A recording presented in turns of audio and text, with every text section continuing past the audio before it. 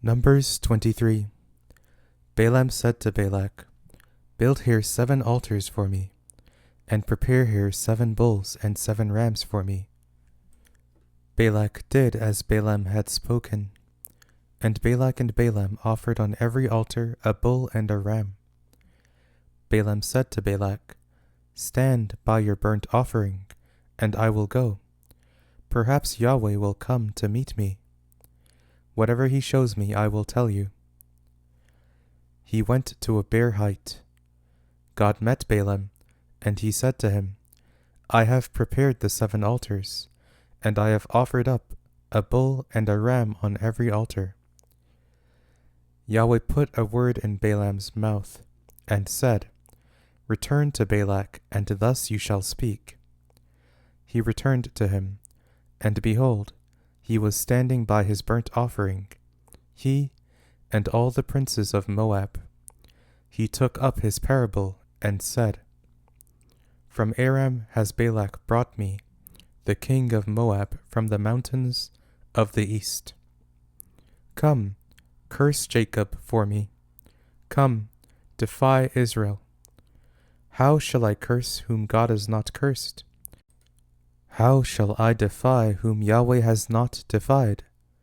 For from the top of the rocks I see him, from the hills I see him. Behold, it is a people that dwells alone, and shall not be listed among the nations.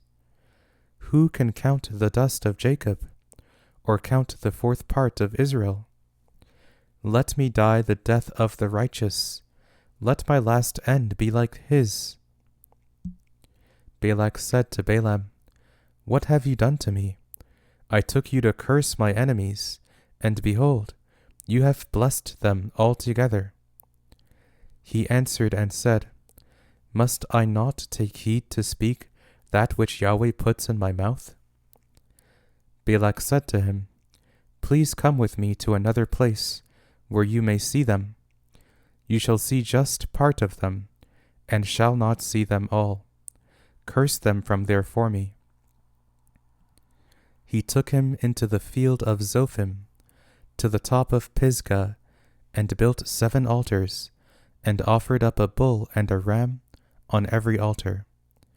He said to Balak, "Stand here by your burnt offering, while I meet God over there." Yahweh met Balaam, and put a word in his mouth, and said, "Return to Balak, and say this."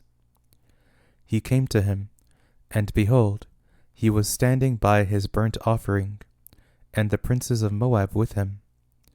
Balak said to him, "What has Yahweh spoken?" He took up his parable and said, "Rise up, Balak, and hear. Listen to me, you son of Zippor. God is not a man that he should lie, nor a son of man that he should repent. Has he said, and he won't do it? Or has he spoken, and he won't make it good? Behold, I have received a command to bless. He has blessed, and I can't reverse it.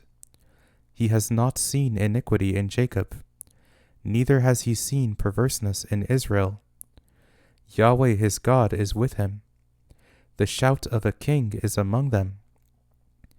God brings them out of Egypt. He has, as it were, the strength of the wild ox. Surely there is no enchantment with Jacob, neither is there any divination with Israel. Now it shall be said of Jacob and of Israel, What has God done? Behold, a people rises up as a lioness. As a lion he lifts himself up. He shall not lie down until he eats of the prey, and drinks the blood of the slain." Balak said to Balaam, "Neither curse them at all, nor bless them at all." But Balaam answered Balak, "Didn't I tell you, saying, All that Yahweh speaks, that I must do?" Balak said to Balaam, "Come now, I will take you to another place. Perhaps it will please God that you may curse them for me from there." Balak took Balaam to the top of Peor, that looks down on the desert. Balaam said to Balak, "Build 7 altars for me here, and prepare 7 bulls and 7 rams for me here." Balak did as Balaam had said, and offered up a bull and a ram on every altar.